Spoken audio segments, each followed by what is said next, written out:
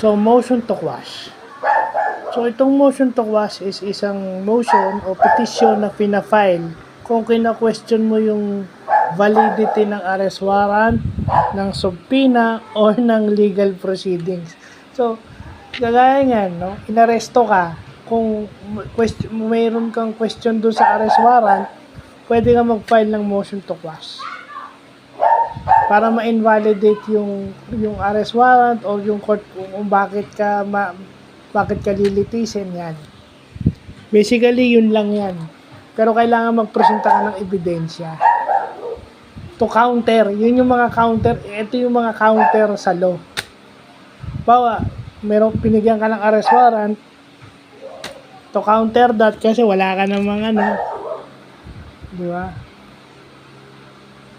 So, yung motion to quash, yan yung mga importanteng natututunan natin sa batas na may mga ganyan pala sa batas natin dito sa Pilipinas. Naririnig ko na din sa news yan, pero dahil wala pa yung impluwensya sa akin ni G. Masmela Jr., hindi ko pa pinag-aaralan yan.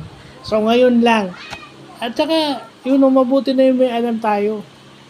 Kasi kung nakita naman natin, may ebidensya naman tayo, bakit hindi pwede tayong siyempre, through our attorney. Kailangan may attorney tayong kasama. Maganda rin pinag-aaralan itong mga to para, yung abogado is makakapag-prepare kung konti na lang yung paliwanag sa atin. Kasi karamihan sa mga abogado, ino-orient pa tayo o tinuturo pa yung gagawin natin. Kasi nga, pag nalagay tayo sa alanganin, wala tayong kaalam-alam.